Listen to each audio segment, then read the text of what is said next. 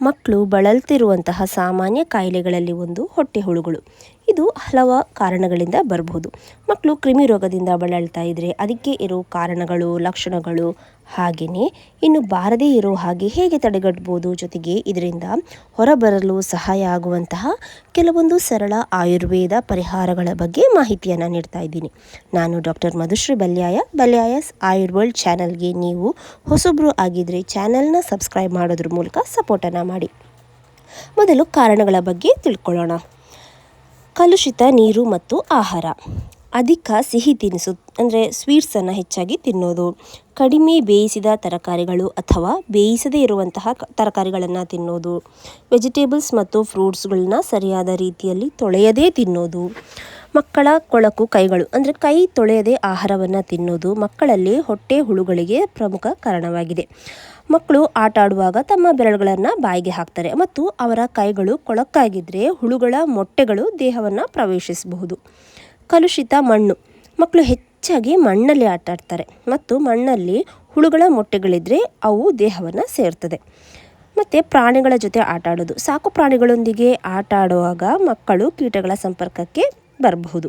ಇವುಗಳೆಲ್ಲ ಕ್ರಿಮಿ ರೋಗಕ್ಕೆ ಪ್ರಮುಖವಾದಂತಹ ಕಾರಣಗಳು. ಇನ್ನು ಲಕ್ಷಣಗಳನ್ನು ನೋಡೋಣ. ಹೊಟ್ಟೆ ನೋವು ಕಾಣಿಸ್ಕೊಳ್ಳೋದು, ಅತಿಸಾರ, ಗುದದ್ವಾರದಲ್ಲಿ ತುರಿಕೆ ಕಾಣಿಸ್ಕೊಳ್ಳೋದು, ಅದು ಕೂಡ ರಾತ್ರಿ ಹೊತ್ತಲ್ಲಿ ಜಾಸ್ತಿಯಾಗಿ, ಮಲಗಳಲ್ಲಿ ಹುಳುಗಳು ಕಾಣಿಸ್ಕೊಳ್ಳೋದು, ವಾಂತಿ, ಹಸಿವು ಇಲ್ಲದೇ ಇರೋದು, ತೂಕ ಕಡಿಮೆಯಾಗೋದು, ರಕ್ತಹೀನತೆ, ಸುಸ್ತು, ಅತಿಯಾಗಿ ಕೋಪ ಬರೋದು, ನಿದ್ರಾಹೀನತೆ, ಇವುಗಳೆಲ್ಲ ಲಕ್ಷಣಗಳು. ಈಗ ಹುಳುಗಳ ವಿಧಾನಗಳಿಗೆ ಅನುಗುಣವಾದ ಲಕ್ಷಣಗಳನ್ನು ಹೇಳೋದಾದರೆ, ಥ್ರೆಡ್ವರ್ಮಿಂದ ಮಕ್ಕಳು ಬಳಲ್ತಾ ಇದ್ದರೆ ಒಂದು ನಿರ್ದಿಷ್ಟ ಜಾಗದಲ್ಲಿ ಪದೇ ಪದೇ ತುರಿಕೆ ಕಾಣಿಸ್ಕೊಳ್ಬೋದು, ಸರಿಯಾಗಿ ನಿದ್ರೆ ಬಾರದೇ ಇರ್ಬೋದು, ಅದೇ ಥರ ಕಡಿಮೆ ಹಸಿವನ್ನು ಕೂಡ ಹೊಂದಿರ್ತಾರೆ. ಈಗ ಪಿನ್ವರ್ಮ್ ಸಮಸ್ಯೆ ಆಗಿದ್ದಲ್ಲಿ ಗುದದ್ವಾರದಲ್ಲಿ ರಾತ್ರಿ ಹೊತ್ತಲ್ಲಿ ಹೆಚ್ಚಾಗಿ ತುರಿಕೆ ಕಾಣಿಸ್ಕೊಳ್ತದೆ, ಸರಿಯಾಗಿ ನಿದ್ರೆ ಮಾಡದೆ ಆಗದಿರುವಂಥದ್ದು, ಗುದದ ಚರ್ಮದಲ್ಲಿ ಸೋಂಕು ಕಾಣಿಸ್ಕೊಳ್ಳೋದು ಇರಬಹುದು. ರೌಂಡ್ ವರ್ಮ್ ಹುಳುಗಳ ಸಮಸ್ಯೆ ಸಂದರ್ಭದಲ್ಲಿ ಮಗುವಿಗೆ ಕೆಮ್ಮು, ಅದೇ ಥರ ಸೀನು ಅನುಭವ ಪಡಬಹುದು. ಇದು ಸಿವಿಯರ್ ಆದಲ್ಲಿ ಮೂಗು ಅಥವಾ ಬಾಯಿ ಮೂಲಕ ಹುಳುಗಳು ಹೊರಗೆ ಬರಬಹುದು, ಜೊತೆಗೆ ಹೊಟ್ಟೆ ನೋವು, ವಾಂತಿ ಕೂಡ ಕಾಣಬಹುದು. ಇನ್ನು ತಡೆಗಟ್ಟುವಂತಹ ಮಾರ್ಗಗಳನ್ನು ಹೇಳ್ತೀನಿ. ಆಹಾರಗಳನ್ನು ತಿನ್ನೋ ಮೊದಲು ಮತ್ತು ಟಾಯ್ಲೆಟ್ ಹೋಗಿ ಬಂದ ನಂತರ ಯಾವಾಗಲೂ ಸೋಪ್ ಹಾಕಿ ಕೈಗಳನ್ನು ತೊಳಿಬೇಕು. ಶುದ್ಧ ಮತ್ತು ಕುದಿಸಿದ ನೀರನ್ನೇ ಮಕ್ಕಳಿಗೆ ಕೊಡಬೇಕು. ಯಾವಾಗಲೂ ಶುದ್ಧ ಮತ್ತು ಬೇಯಿಸಿದ ಆಹಾರಗಳನ್ನೇ ಕೊಡಬೇಕು. ಹಣ್ಣು ತರಕಾರಿಗಳನ್ನು ತಿನ್ನೋ ಮೊದಲು ಸರಿಯಾಗಿ ತೊಳಿಬೇಕು. ಬೇಯಿಸದ ಆಹಾರಗಳನ್ನು ಮಕ್ಕಳಿಗೆ ಯಾವತ್ತೂ ಕೊಡಬೇಡಿ. ಮಕ್ಕಳು ಮಣ್ಣಲ್ಲಿ ಆಡಿದರೆ ಕೈ ಕಾಲುಗಳನ್ನು ಸರಿಯಾಗಿ ತೊಳಿಬೇಕು.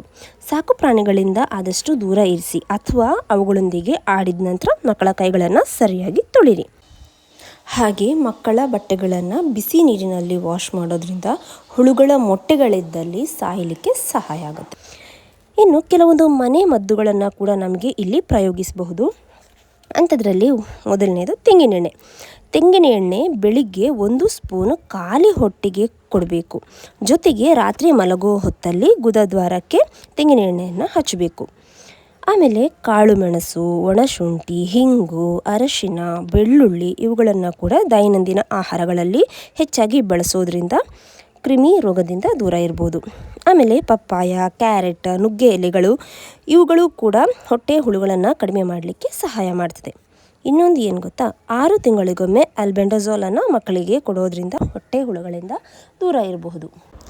ಇನ್ನಷ್ಟು ವಿಡಿಯೋಗಳಿಗೋಸ್ಕರ ಚಾನಲನ್ನು ಸಬ್ಸ್ಕ್ರೈಬ್ ಮಾಡಿ ಸಪೋರ್ಟ್ ಮಾಡಿ. ಮುಂದಿನ ವಿಡಿಯೋದಲ್ಲಿ ಸಿಗ್ತೀನಿ. ಬಾಯ್.